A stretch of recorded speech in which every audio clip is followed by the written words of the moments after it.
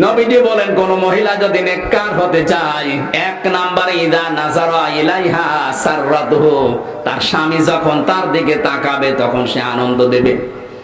বাইরে থেকে এত কষ্ট করে বাইরে থেকে মানুষ স্বামীগুলো আসে, ওর দিকে তাকিয়ে আনন্দ পাওয়া দূরের কথা, দুঃখ আরো বেড়ে যায়। দুই নম্বরে ওয়াইদা গাবা আনহা হাফিজাতুহু, স্বামী যখন বাইরে থাকবে নিজেকে হেফাজতে রাখবে, নিজের ইজ্জত, আবরু, সম্ভ্রম, সন্তান, সম্পদ। আজ হাজারো মেয়ে লোকে আমলটাই নেই, আন্দাজে নামাজ পড়ে আপনি করবেন কি? স্বামী যতক্ষণ বাইরে থাকবে এগুলোর হেফাজতের দায়িত্ব আপনার। বলেন না কেন? নবীজি বলেন 3 নম্বরে তোমার স্বামীকে তুমি দ্বীনের উপরে চলতে সাহায্য করবা।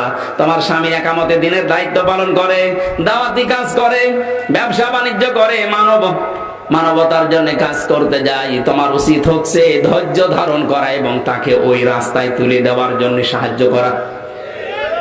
198টা মহিলা এটা চাচ্ছে না। আজ এদেশের মহিলারা যদি সুমাইয়ার মতো পেতাম, আমরা খাদিজাতুল কুবরার মতো পেতাম।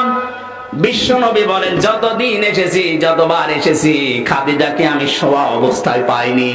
ঘুম যদি খাদিজার লেগেও যেত, বিছানায় না, দরজার সাথে হেলান দিয়ে আমি স্বামীর জন্য অপেক্ষা করত।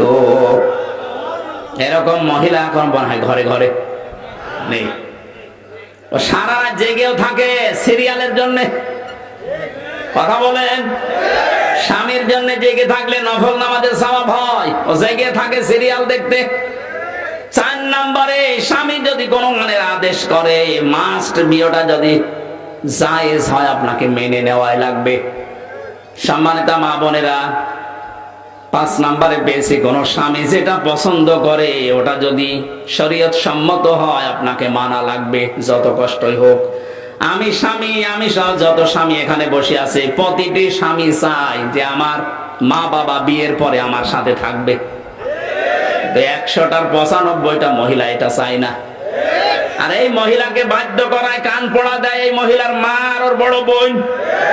ওখান থেকে শুধুমাত্র ঔষধ দেয়, যার কতদিন থাকবে আলাদা হয়। কথা বলছেন না কেন? বেশি বলে ফেললাম? হ্যাঁ, এই লোক মনে হয় ঝামেলায় আছে, খুব কাছাকাছি আছে। সম্মানিত মা বোনেরা, শুধু নামাজ পড়া, রোজা রাখা, কালো বোরকা পরা না, যে 5টা কথা বললাম মিশকাত শরীফের হাদিসে আছে, অবশ্যই আপনাকে মানা লাগবে। আজ মা বাবার সাথে আমরা হক গুলো আদায় করতে না পারার পেছনে আপনি দায়ী। আশা করছি আপনি মেনে নেবেন কথাগুলো। এরপরে আল্লাহ আরো প্রতিবেশীর হকের কথা জানিয়েছেন, এতিম মিসকিনের হকের কথা জানিয়েছেন। পৃথিবীর যেখানে আছে প্রত্যেকটি জায়গায় হকের কথা আছে। আর হক গুলো যারা আদায় করতে পারবে, কিয়ামতে আল্লাহ তার হক আদায় করে জান্নাতে দিয়ে দেবে। আল্লাহ বাস্তব জীবনে আয়াতটা আমাদের জীবনে যেন সেট করে দেন, বলেন আমিন। বারাকাল্লাহু লানা ওয়া লাকুম ফিল কোরআনিল আযীম। আল্লাহুম্মা আমিন। লা ইলাহা ইল্লা আনতা সুবহানাকা ইন্নী কুনতু মিনাজ জালিমিন। রাব্বিরহামহুমা কামা রাব্বায়ানি সাগীরা।